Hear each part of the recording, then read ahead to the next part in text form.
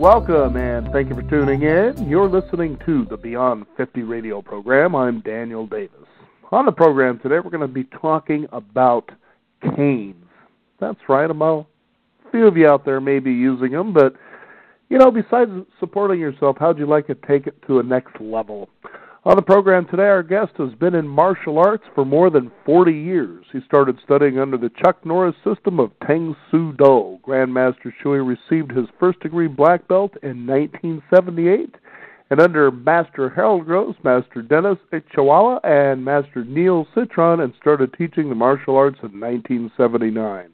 So he's been around the block a little bit. He began a business called Cane Masters, where you can find out about how you can have better mobility, self-defense, and exercise all rolled up into one. I'd like to welcome to the Beyond 50 radio program our guest today, Mark Shui Sr. Mark, how are you today? I am doing great. Good morning. How are you doing? I look on your website, and there's a guy that looks right at you like he's looking through you. This is a guy that means business here when it comes to canes. I've been doing it almost 20 years now. So yes, now, how did this start for you? I mean, martial arts in the 1970s, and then, you've evolved, like you said, it's been about 20 years with canes. When did all this kind of click for you here? Well, a couple things happened in my life. One was my father. He was overweight, had bad knees, and the doctor gave him an aluminum cane, and he would not carry it because he said it looked too geriatric and made him feel old. So he didn't use it.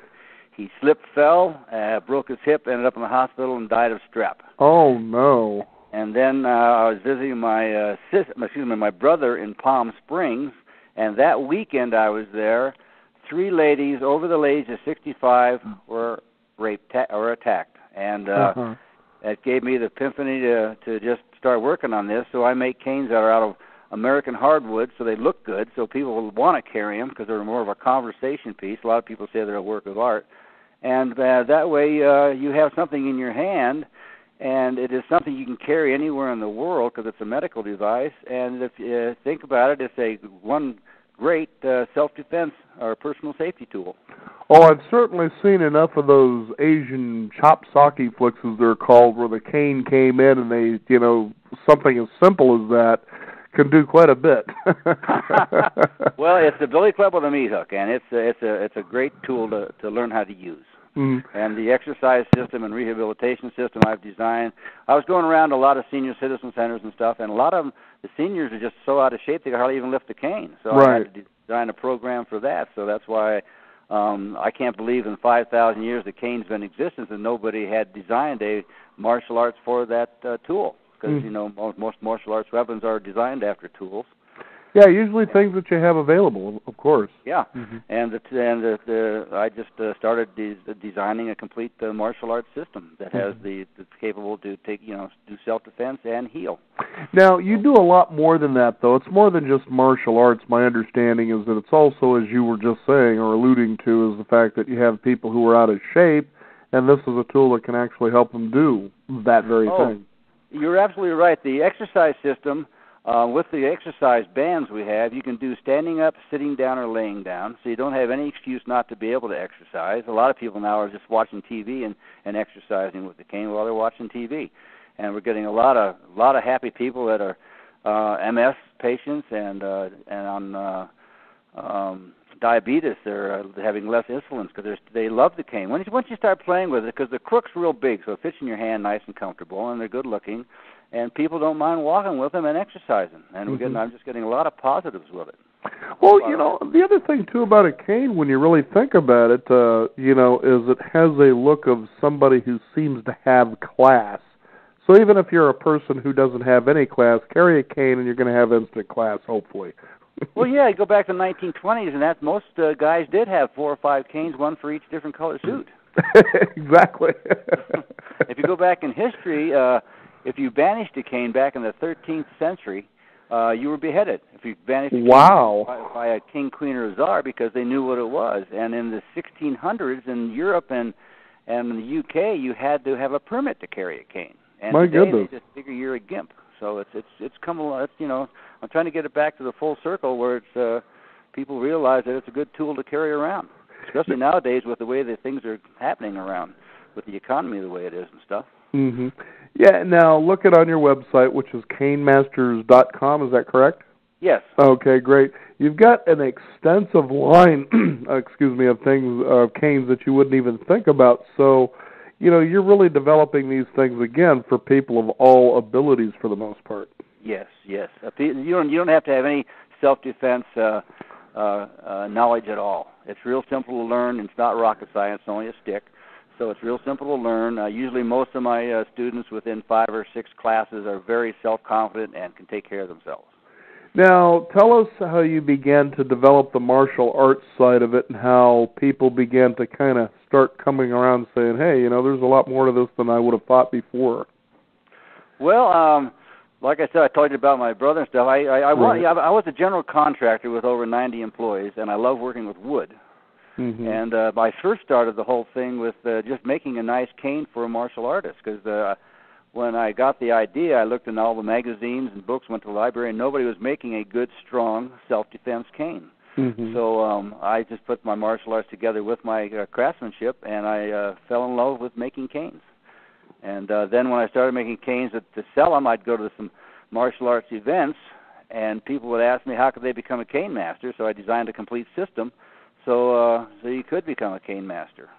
And I did very well out there. I was #1 in the world for 4 or 5 years. And like I said, by a drunk driver, so I had to use a cane myself. So that helped me heal myself using the cane with the exercise and rehabilitation program. In fact, even my son was rock climbing. He fell down 35 feet and really messed himself up. The whole system helped him get back to strong again too. So it really works.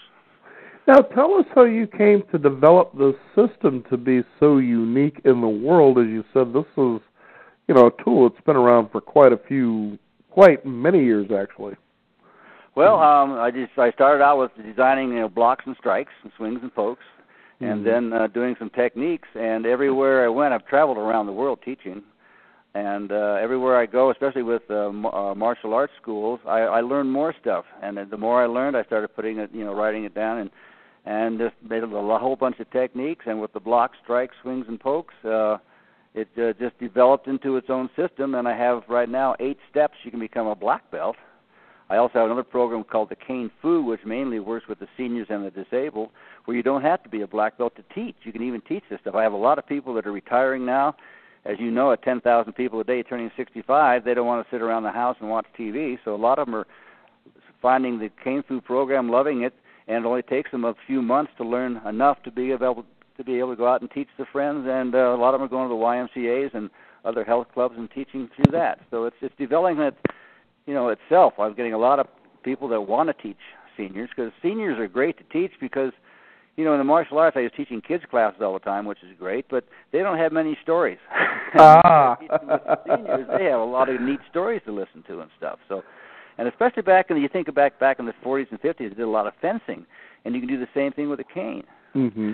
In fact, we worked on the next DVD we're coming out with. One of my cane masters was on the Stanford fencing team. So we're going to have the DVD all set up on how to fence with a cane. And we have one right now that we just did doing samurai sword techniques with a cane, besides what I developed myself. So there's so many different ways to be able to use a cane to protect yourself and your loved ones. I'm just having a lot of fun.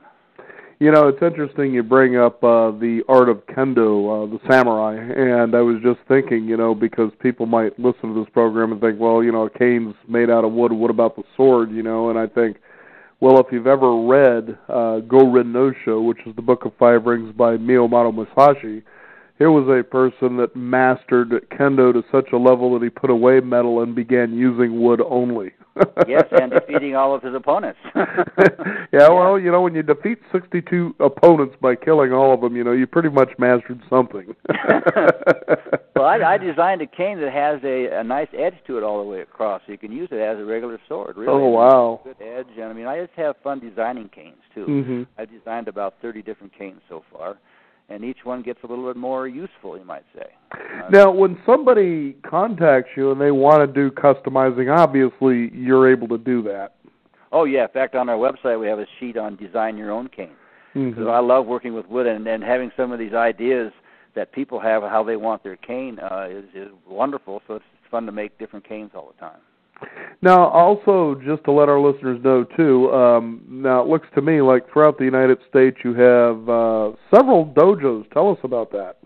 Yeah, well, I don't know how many I have, a couple hundred around the United States. I have dojos also over in Europe and Australia, and the Philippines is starting to do that. In fact, the Philippines put me in one of their Hall of Fames.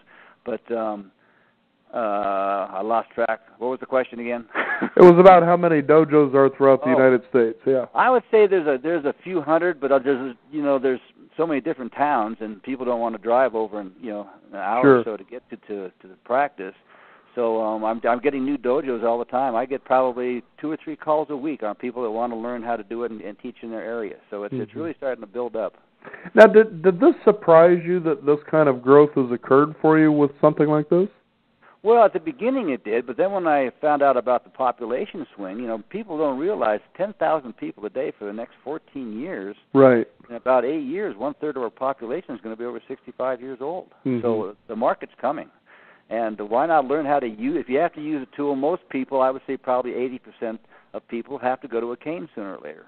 So you might as well learn how to use it properly for something besides limping. And it's such a natural way, especially for people who like to hike. You like to have a hiking stick. Yeah, in fact, I've designed some survival staffs and stuff because there's so many people. I live in Lake Tahoe, and there's just people, they go out for a hike and don't come home. Oh, no. There's a lot of wackos out there. Not that it happens in Tahoe itself, but I read the newspaper and hear what happens. So carrying a good-sized stick with you helps. It could save your life. Oh, there's no doubt about that. I certainly have one that was made from an Ohio wood, I guess, where there's a vine that wraps around it, so it gives it a unique twist. Yes, they have the vines that leaches to the tree itself or the branches, and they come really neat designs. Yes. Now, tell us, as you've worked with people coming to the rehabilitation side, what are some interesting stories that you might be able to share with our listeners? And the use of the cane for rehabilitation really turns things around for someone.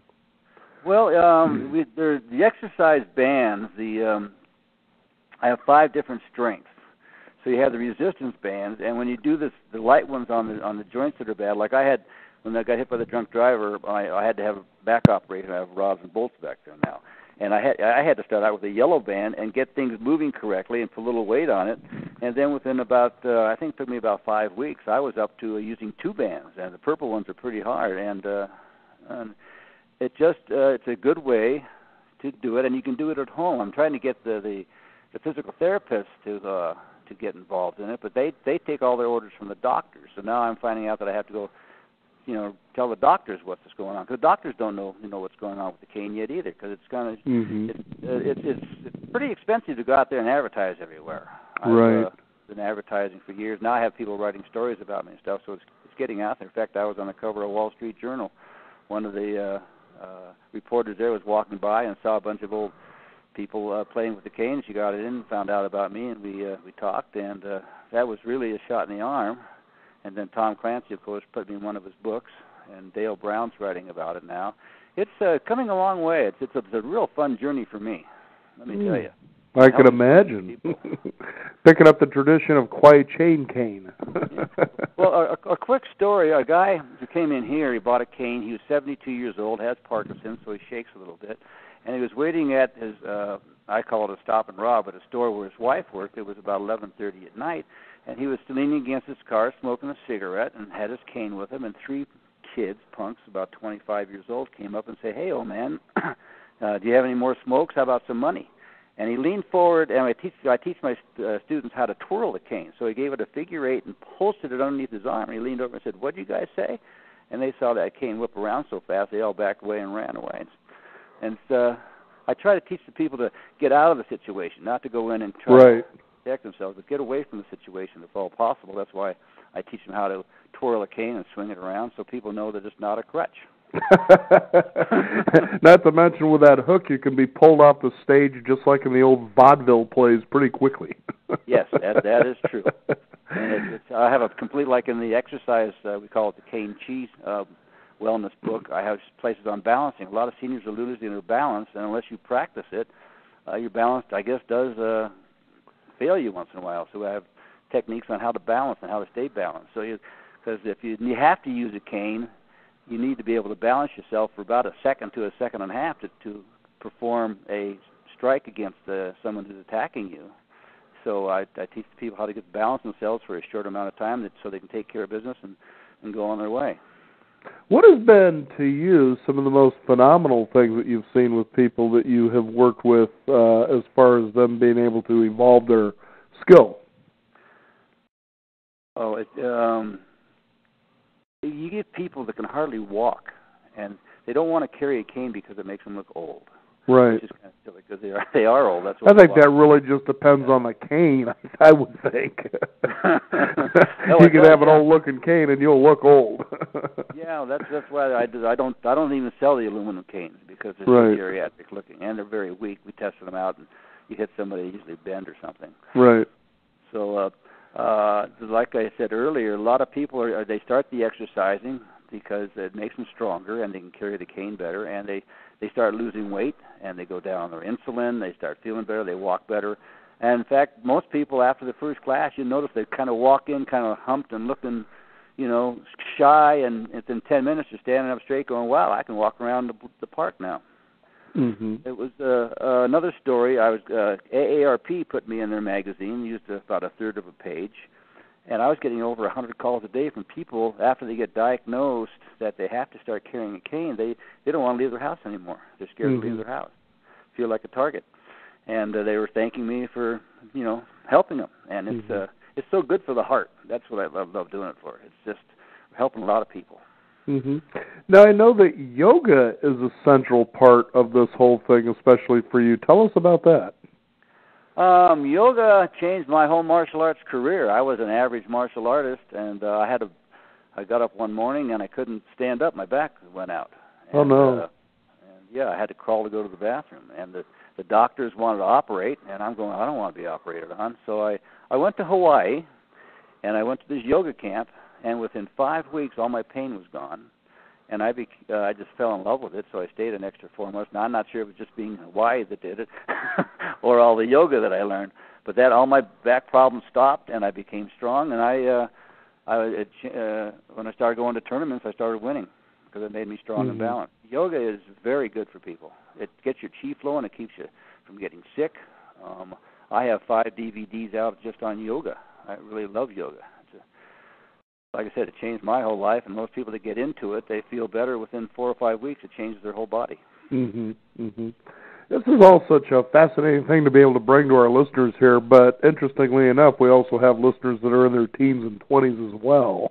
Oh, really? Yeah, a lot of people think beyond 50. Now, that's about people who are 50 or something, and we say, well, yes, it is, but we're also a show that has been produced for the reason of approaching a challenge, if you will, or any particular kind of question from a holistic point of view. So today, again, as we raise the issue of the cane, does it make you feel old?